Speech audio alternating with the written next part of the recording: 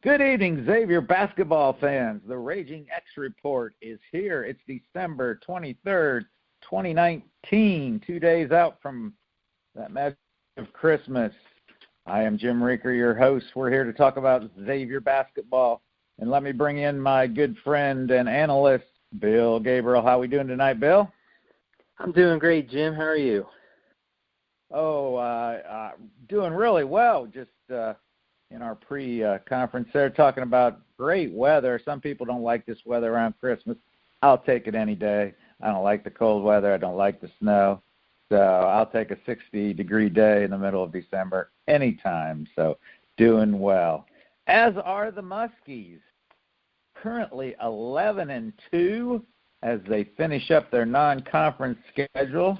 They come in at number 28 in the AP poll this week, number 29 in the coaches poll.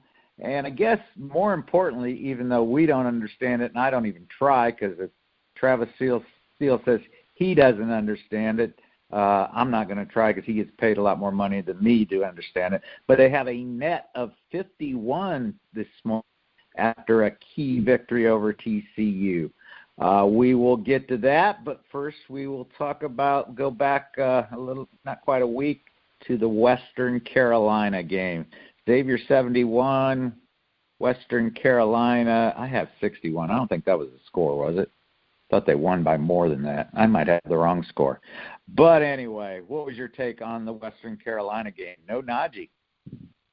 Yeah, no Najee. And I think that hurt him a little bit on the defensive end in that game. I think he would have helped them on the perimeter, just his length and stuff like that. But I think the thing with Najee not being in there is the offense had to flow differently, and we saw Jason Carter really emerge because the offense, instead of him being the fourth, maybe fifth guy, he was like the third. And I think that really once he got going, then he became like option number two for the Muskies in that game. And a lot of the offense was flowing through him. So that was great for him. Got him rolling, got his confidence up. Hopefully he keeps playing well as he did against TCU. So that was great for, I think, Jason Carter.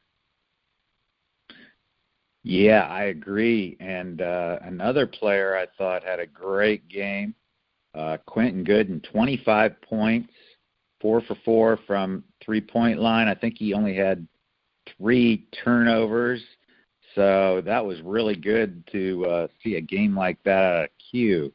I remember as we were, I think, going to the Cintas, we were talking about West Carolina and the scouting report, and we thought they played with 4 guards and a big man.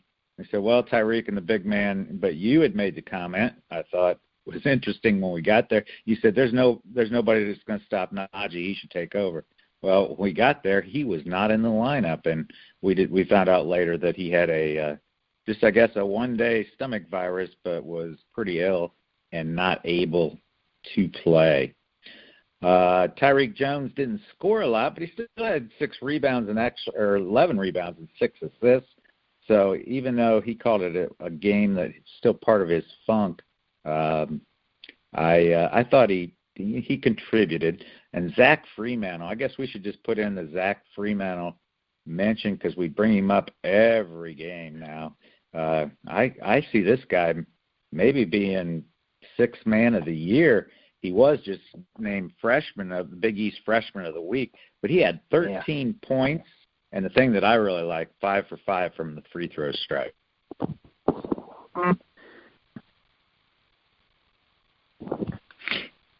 Any other observations of yours from the Western Carolina game? Oh, it was good to see because of the lack of Najee, some of the other guys get chance to get out there and play some. Thought it was interesting that they did some funky stuff with the lineup in the first half, but man, in the second half, I think they played 6 people, maybe 7, but it was a pretty limited rotation the second half of the game.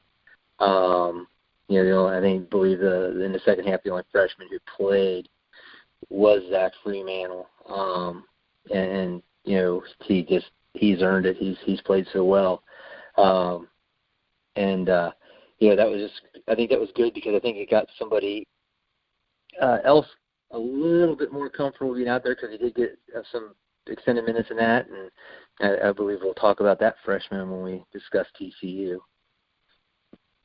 Yeah. And remember, it was 3-point lead, I think, at halftime for the Musketeers. And then in the first 4 minutes, Western Carolina scored 21 points. 21 points in 4 minutes. Think if you could maintain that over a 40-minute game, you'd score like 200 points. But then the more impressive thing even, and maybe this, as you said that, maybe it was when Coach Steele went to those 5 or 6 in rotation, they only gave up 11 points the final 16 minutes of the game. So just 2 amazing streaks in that second half. Musketeers come out with a big victory. And I'm looking at, I put down their stat line for team, and I'd take this every night. 49% from the field, 47% from three-point range, and 82% from the free throw stripe. Boy, if the Musketeers could do that every night, they would have something. Oh yeah, definitely. And you look at Western Carolina in that same sense, and they were 5 for 13 from 3 in the second half. And guess when they hit 3 of those was in that 21-point run, and then 11 for 32 the rest of the second half. So they officially are firm believers and live by the 3, die by the 3, and that was really the only way they were going to score against the Muskies that night. And they missed a bunch at the end. It hurt, so it was good for the Muskies. Good defense and good win. All right.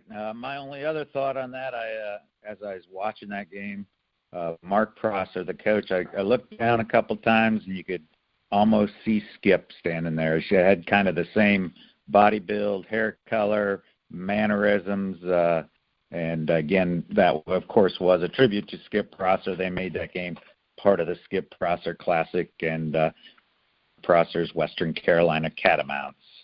All right, well, let's move on to a game much more in our memory from just last night. And this was an important game for the Musketeers. Travis Steele thought it was important that the Musketeers play well to end the non-conference season. You and I had a bet, and it was going to hinge on this game. We had bet at the beginning of the year on what the non-conference schedule would come out as a record, and you picked 11-2 or above, and I picked 10 and I took 10-3 or below, and so you come out the winner with an 11-2 non-conference win, that 67-59 win at TCU. What were your takeaways from that? Man, I thought they just went down there and they had their work boots on. They packed their lunch and they were ready. They didn't do some things really well. They had a lot of turnovers and didn't shoot the free throws real well, but it was a low volume free throw night. They only took 11. I would be a lot more worried about a 50, right around a 55% free throw shooting margin if they were like 10 for 20, 21, something like that, as opposed to 6 for 11. But that just says that they weren't getting foul calls, or the looks they were getting were so wide open that they were not even drawing any contact. But yeah, they went down there. They other than the turnovers and that, they shot the ball really well, played really well. Freemantle, we mentioned him earlier, Big East Freshman of the Week, as you said, and he had his first made 3-pointer as a Musketeer. So that was that just expanded that role. They've always said that was something that he can do and is a part of his game. And they were going to just slowly start working towards that as he got more comfortable being out there. So I'm hoping he's there because that could be a huge weapon. Kiki gave us a glimpse of how quickly he can fill up the scoreboard when he hit back-to-back threes. It looks like he's starting to get more comfortable in his role, which is good because they're going to need him in Big East play. And then it's good to see Tyreek hit a basket because I'm sure for Tyreek's perspective, it was good for him just to see that first one go through. And then they just kept going through. He had 18 points, 9 for 12 from the floor, which is awesome. That's great efficiency. And the huge recipient of that was Quentin Gooden, who got 11 assists. That's pretty awesome. So that was just a good team performance there, minus the turnovers. Totally agree with you. 21 turnovers, just can't have that. But think of it this way. They had 21 turnovers, and they beat TCU on the road, and they had 8 turnovers against Wake Forest and lost to them on the road. So we make a big deal of the turnovers. Coach Steele does too, and I think it is something they really got to get better at. But the stat line tells it all. They were 53% from the field goal range, 46% from three-point. Yeah, I looked at that. I saw 54%, and I thought, man, that's horrible. Then again, as you mentioned, I looked at, well, okay, they took 11, they missed 5. Again, that's something that has to improve, has been a staple of Xavier basketball for so many years. I think it's going to be important as they move forward. But, again, you had to be happy with the effort. They looked like they were locked in. It was maybe one of the first games in a while they've got off to a really good start.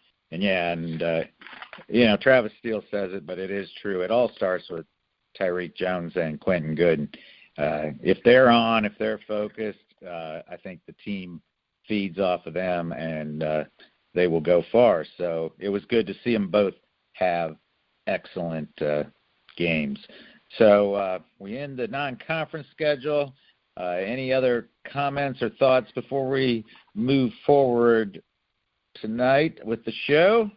Anything else from Fort Worth, Texas, in the TCU game? It was just good to see them get that quality road win. They needed to have that under their belts for their own, psyche when they're heading out on the road in the Big East and playing away from the Centos Center. So that was just, great shot in the arm for the team, and hopefully that'll carry them into Big East play where they have to go on the road to start the conference slate, and hopefully they carry on that success. Yeah, and I think we mentioned that net number. Again, we don't understand it, but it's 51 this morning. And I think last week when we did the show, it was in the 70s, right? And we know that if that's the number they're using, you got to hope it's at least in, 64 or lower is what you're probably shooting for at the end of the season. So that game obviously helped the Musketeers' net number. I didn't realize I didn't, but this game last night was part of the Big 12 Big East Challenge, which has actually been going on for about 2 weeks. I like the idea, but because actually it works well right now with the Big 12 and the Big East. They both have 10 teams, matched up the 10 teams. They all played each other over the last 2 weeks, and I think they did a really good job of trying to, match up, and maybe they actually even looked at the standings. I don't know how they did this, but obviously what we call the flagships of East Conference, Villanova and Kansas, played each other. So, and I kind of looked at the matchups and I thought, pretty much that's the way it went. Just a real quick review on the games and the scores. The Big East, though, just demolished the Big 12, which tends to be a pretty good basketball conference usually. But the Big East won 8 of the 10 games. They went 8-2. And just to review, Georgetown beat Oklahoma State 81-74. DePaul beat Texas Tech 65-60. St. John's beat West Virginia in a very close game 70-68. Marquette beat Kansas State 73-65. Iowa State beat Seton Hall 66. Seton Hall, we were talking a little earlier before we went on the air, has had some serious injuries as they were picked by some to win the conference. We'll get to our conference picks as we move forward here in a little bit. Baylor beat Butler 53-52, and Butler got way behind in that game but fought back and almost pulled it out. Creighton beat Oklahoma 83-73. As we saw on Saturday, Villanova took down the number one team in the country, Kansas, 56-55. Providence, this one really shocked me. I saw this go across the ticker Saturday, and it just, because a team that is not supposed to be very good this year in the Big East has been picked toward the bottom. Providence 70, Texas 48. I'm not sure. Texas usually has a pretty strong program. Not sure what's going on there. And, of course, the final game last night, Xavier beat TCU 67-59. I think this series is going to continue, although next year with UConn coming in, there's probably going to be one Big East team without a matchup. Any thoughts you have on the Big East controlling and taking care of the Big 12? Wow, well, I mean, it just shows how solid this conference is from top to bottom, and how just exciting and tight this conference race is going to be for all these teams involved. There's never going to be an easy game in the Big East. It's this year.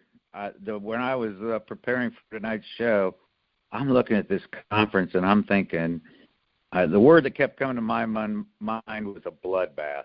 This conference, I mean, you look at how the starts, the non-conference starts, but almost everybody in the conference has gotten off to, and the quality wins.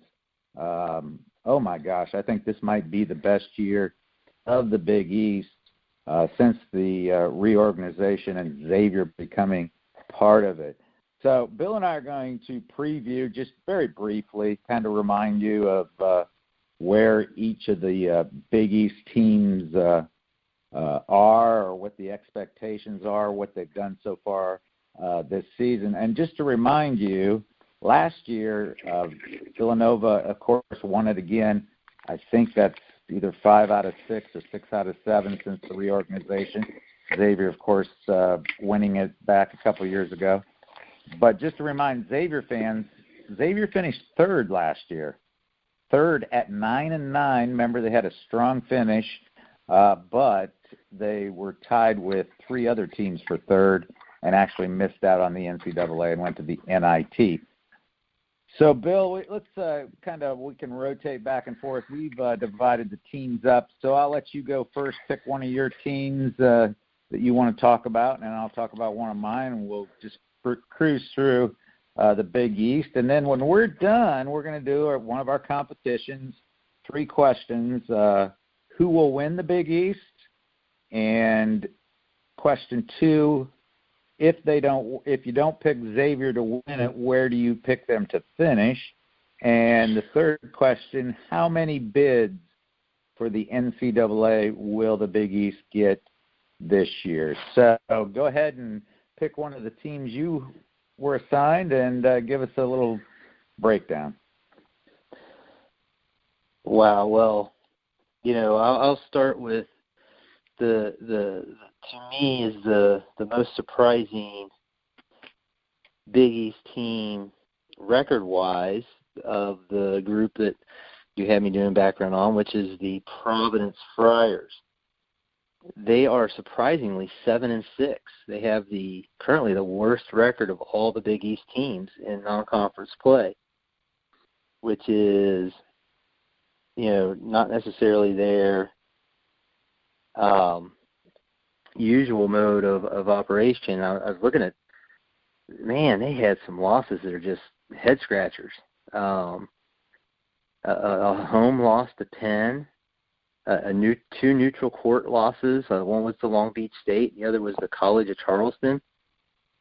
And then they had lost to Rhode Island at Rhode Island. We're on a neutral floor. I can't remember that one time. can't read my chicken scratch. And then, a loss to Florida and Northwestern, which, those are at least, big school, more of a conference matchup that you could expect that to maybe happen. And that's surprising, considering that, they got a great coach and they still have Alpha Diallo, who's a really good player. So they were a bit surprising to me. And I wonder if they had some injuries in there. I just don't follow them enough to know. Maybe they had something that happened there in the early part of the season. Somebody wasn't ready to play yet or something. Because they just, like you were just talking about, they had that split to Texas. And, they're just, that's just, like I said, there's just not going to be, you think, man, that's 7-6 Providence. They're going to be the doormat of the Big East. Well, heck, you can't figure anybody out if they're 7-6 and they have the ability to play like that as they did against Texas. It's going to be tough. Well, and Ed Cooley, we know, is a good coach. So even if they're down in talent a little bit, we know that they will compete because Ed Cooley teams compete. So my first one would be Marquette. And there's one word in Marquette, that's Marcus Howard. And it's about all the time. They are currently 9-2. Losses are pretty much losses. They're Wisconsin and Maryland. So those are quality losses. And I think they were both on the road. Key win. They've had a win against Purdue and a win against K-State. They're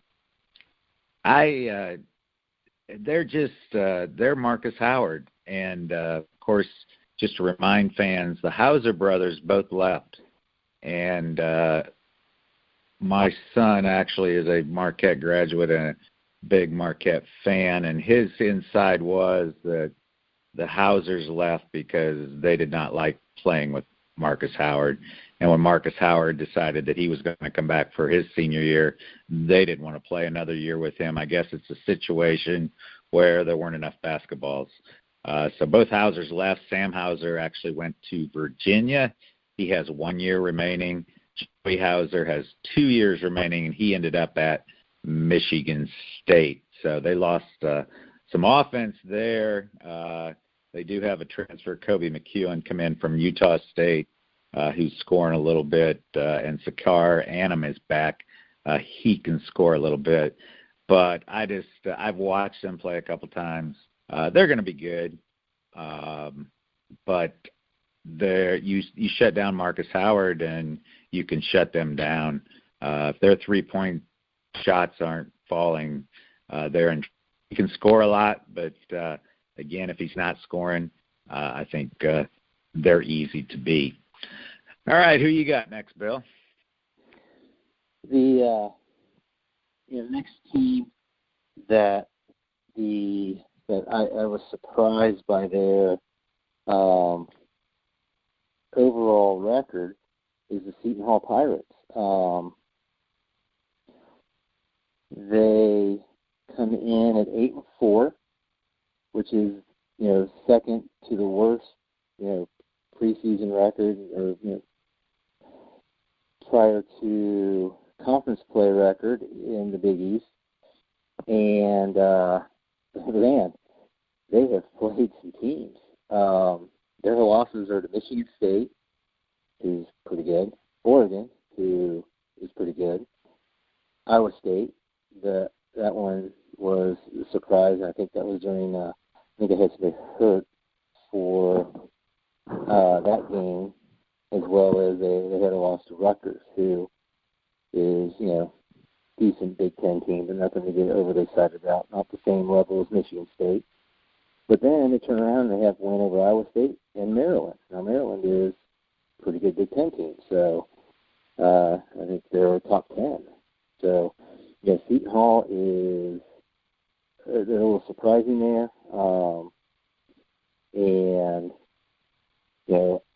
but they're still going to be very competitive in conference play. Yeah, and I think the Pirates have had some major injuries. I think Powell's been out a few games, and I believe there was one game, their top two players, I can't remember who the second one was actually out. So I think they've been dinged up a little bit, may have had an impact on them early on.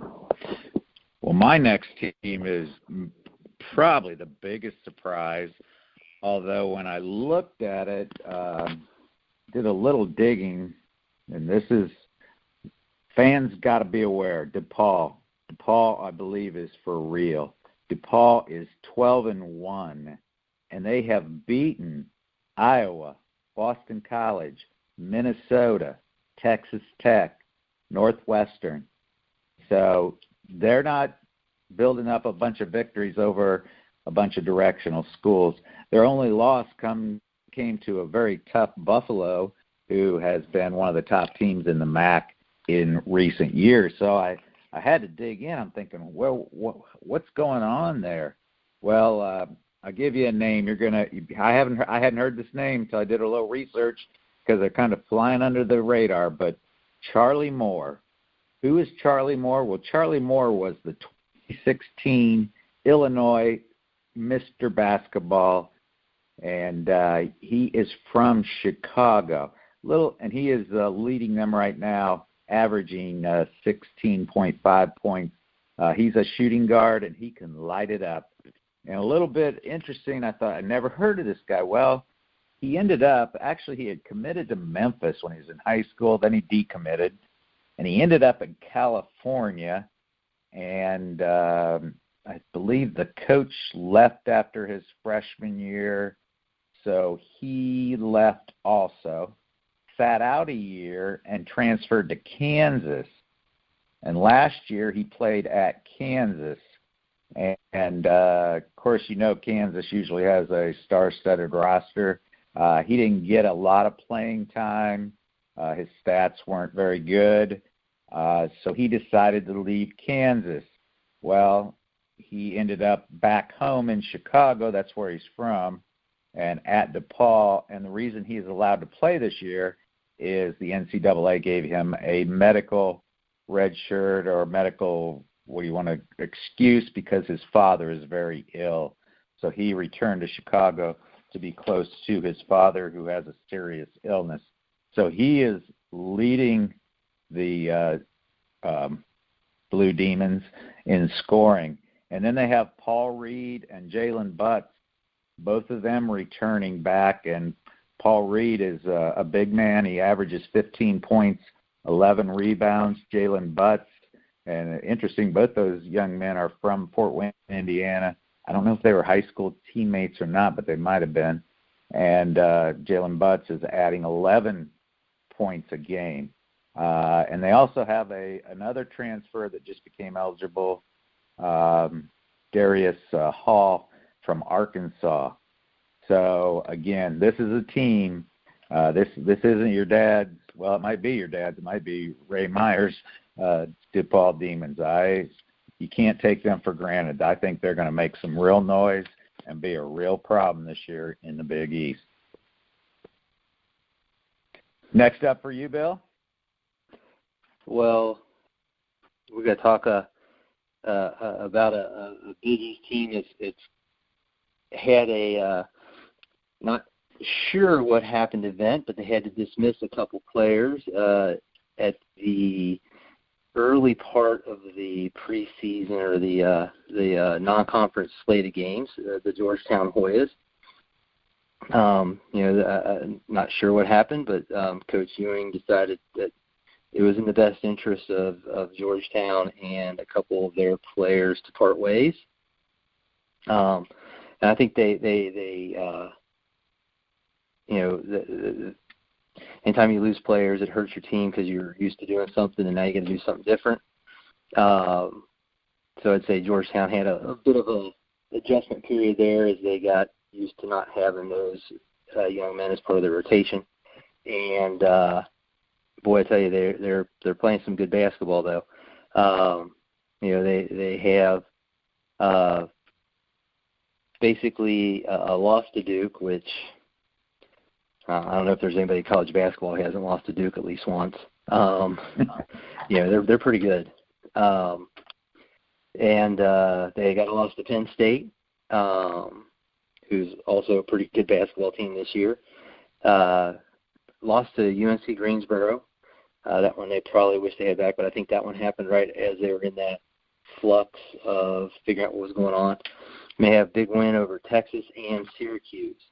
So at 9-3, they're looking pretty good. And I don't know about you, but every time I see the Big East weekly thing, I keep seeing Mac McClung as the Big East Player of the Week.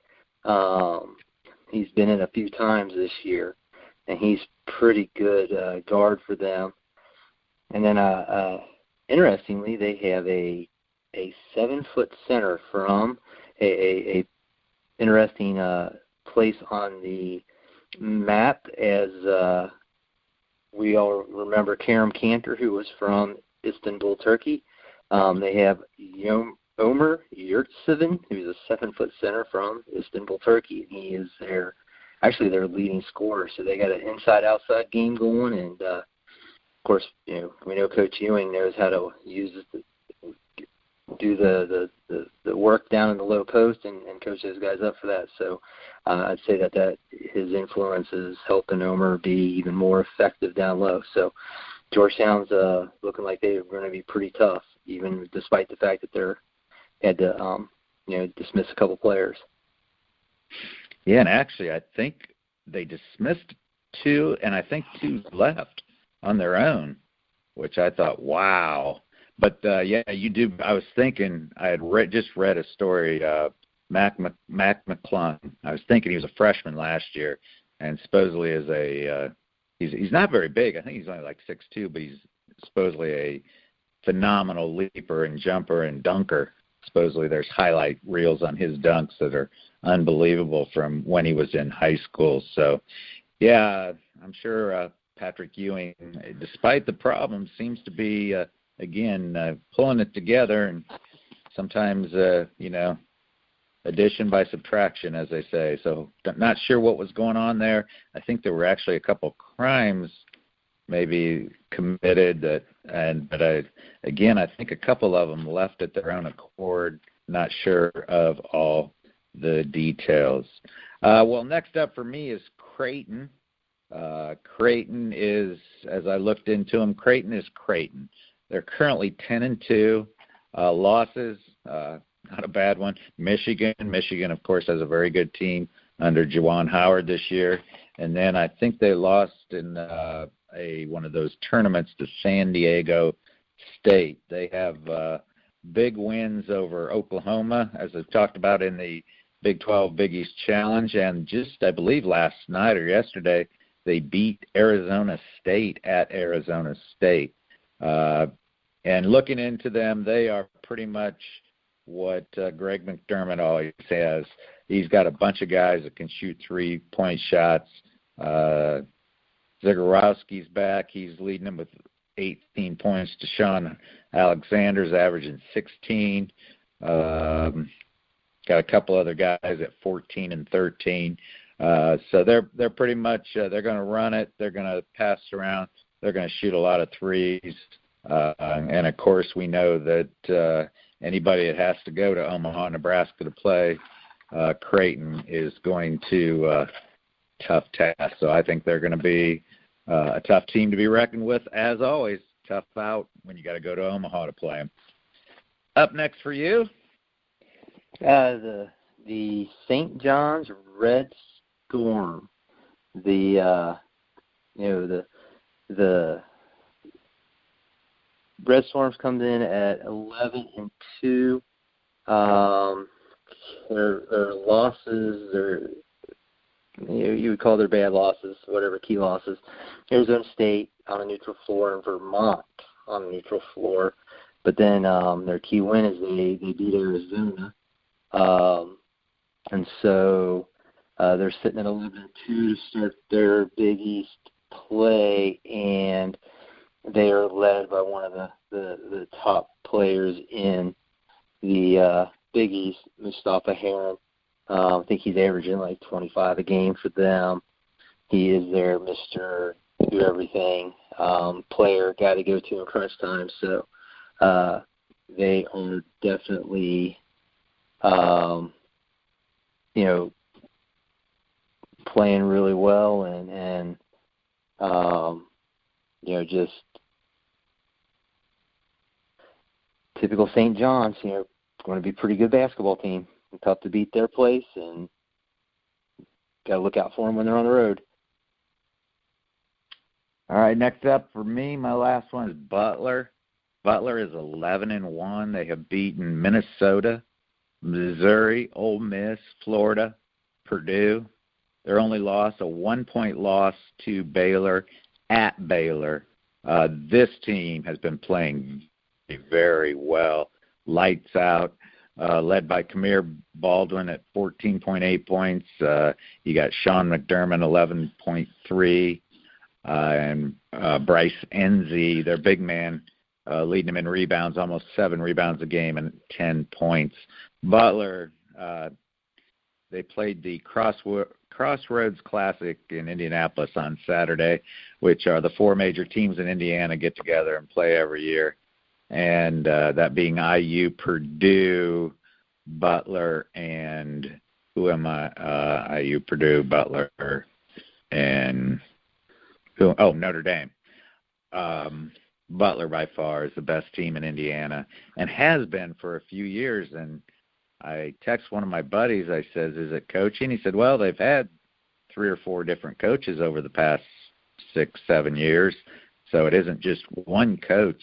I guess it's just the Butler way. I don't know, but I've watched this team play a little bit, and believe me, I'm not a Butler fan. They've been a nemesis of Xavier for many, many years in many different conferences. It seems like they keep following us everywhere we go.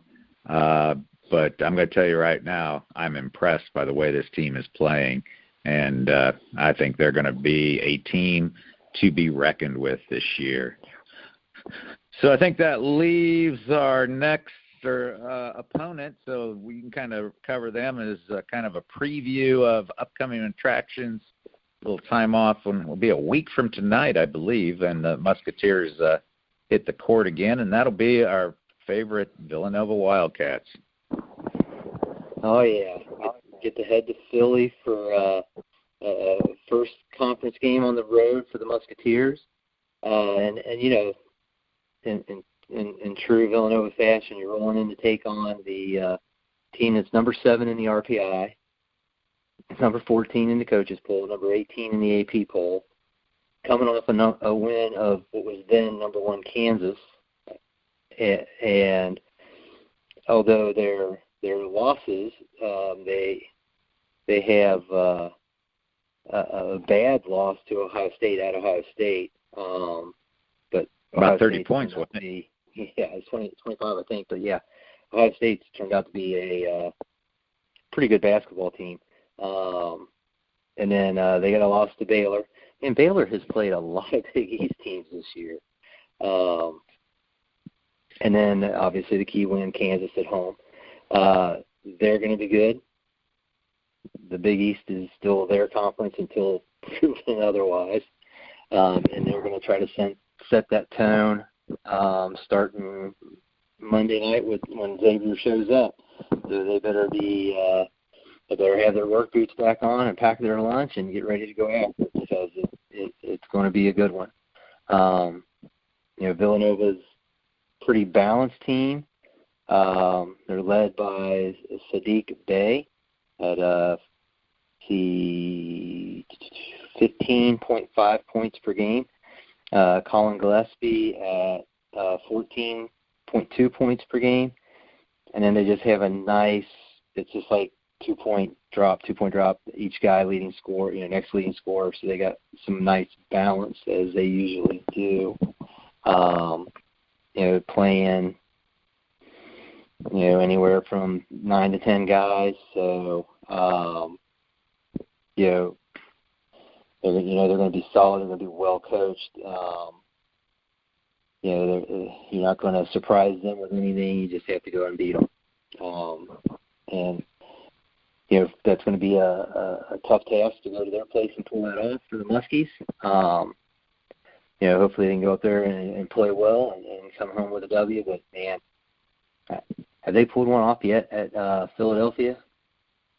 They beat them last year once. And I think during the broadcast last night, the guy said they beat them at Villanova. And I don't think that's true. I think they beat them at the Cintas. Yeah. I don't remember them ever winning in Philadelphia since they've been in the Big East. In fact, the year they won the Big East, they lost to them both times. It was just that Nova lost some other games. So, no, I don't think they've won in Philadelphia, maybe ever. I know I was looking at a series stat, and it's way favored in Villanova, but I guess they used to play a lot back in the 50s and 60s. A lot of those games were played a long time ago before the new rivalry, but they have definitely dominated us since we've been in the Big East. And definitely, again, I don't think – I may be wrong, but I don't think they've won in Philadelphia since they've been in the Big East together. So it'll be a tough challenge. Yeah. I can say usually I remember the quote of Chris Mack. It was time to go and get our annual Villanova butt whipping, as he would say every time they went out there. He has been through it. You get out there, you think you're going to have a chance, and man, they just put it to you as quick as they can. Hey, remember that when we get to trivia. What you just said might help you with trivia. All right. So that's the Big East. Again, I think it's going to be one whale of a conference season this year. So here we go. 3 questions. Man, I'm 0 for 2 on these bets. So I gotta get it together. But I have my answers written down, so I'm not going to. Now, if we have the same answer, I'll change. Somebody will have to change, or we'll figure it out. Anyway, well, I'll let you go first, and I'll take over. Okay. Who wins it? I have the Butler Bulldogs. And you? Ooh. And I'm gonna stay with exactly the quote I just said. It's Villanova's league until proven otherwise. I think that's a pretty good. Again, I don't think they're as good, but we know they're going to be well coached. We know they're going to play hard. They'll be there. All right, so we got different answers there. I have Xavier finishing second. Ooh, that's a bold statement. I think they're going to be in the top. I think they're going to be 4th or 5th. I just don't know if they can. I'll give you 4th or 5th. I'll go 4th. Oh, I was going to give you both of them. All right. Take it. Helps your chances. All right. And here's an interesting one, and let me review. Last year was not a very good year for the Big East. They only got 4 entrance into the NCAA tournament. Remember, Xavier finished technically 3rd, tied with 4 other teams, and didn't even make it. 4 teams were St. John's, Marquette, Seton Hall, and Villanova. And I didn't really remember this, probably for good reason, because it wasn't a good thing to remember. But in the NCAA tournament, the Big East went 1-4. St. John's, Marquette, and Seton Hall all lost in their first game, and in fact, St. John's was in one of the play-in games and lost that, so they didn't make it to the round of 64. Villanova was the only team that won the first round and then got upset, I think, by Purdue on the first Saturday of the first weekend. So by Saturday of the first weekend of the NCAA tournament, the Big East was finished. So the question is, this year, how many bids will the Big East get into the NCAA tournament? I may be crazy, but I put down 7. I had 6. Okay. All right. So I have this all written down. So at the end of the season on our show right before the Big East tournament episode, we will review that and hopefully I hope we're both wrong on the first one. I hope Xavier wins it, but again, trying to be objectional here. Again, I hope I win, Xavier, if it's second rather than fourth or five, and I hope the Big East has 7. So we'll see how that all comes out. All right, trivia. I had to do a little research today. I must have had too much time on my hands. Thinking about the non-conference season, 11-2, I thought, man, that was a pretty good year.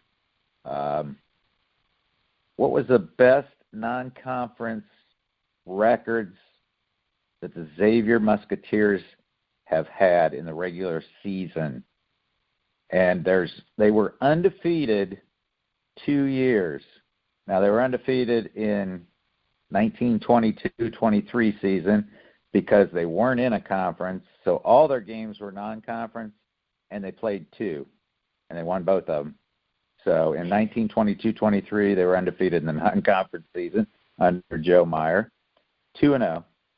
But what was the other season the Musketeers went undefeated in the non-conference? Can you pull that one out? Other year. I know the older you get, they all run together. Right, yeah, that's what I was trying to think. I want to think it was it West's senior year? No. That was, I think that was, no. Junior. Now you're way off. You were talking about it. 15-16. Oh, so the blew it and they were 12-0, and you were talking about it because I remember this 12-0, and I believe it was New Year's Eve, first Big East game at Villanova. I think Samaje Christian had the head injury. Nothing went right. They ended up getting blown out by about 30 points. But they started that year 12-0. That was actually the season. I think they were seeded number 2 in the NCAA, and I was there. They got beat on the last second shot in the second round by Wisconsin. Right. Yep. So that was 15-16. That was I thought there was maybe some other undefeated non-conference seasons, but I couldn't. I had to go through all of them, but I didn't see any others besides that one. Now, in 94-95, they were 14-0 in the MCC. They had an undefeated league season, and I believe that's the only one in the history of Xavier basketball where they were undefeated in the regular season. Actually ended up losing the first game of the MCC tournament at Wright State, if you recall, and that was their last year in the MCC, and that was actually Skip Prosser's first year as the head coach of the Xavier Musketeers. All right, well, a good show. It's we've gone through the first season as we talk about the non-conference season. Now it's time for Big East play, which again I think is going to be a great season. Any final thoughts about the Musketeers, the Big East, Christmas, 60-degree weather? Anything on your mind, Bill, you want to end with tonight? Yeah, I just hope that the family games on Christmas are not as competitive as the Big East is going to be this year.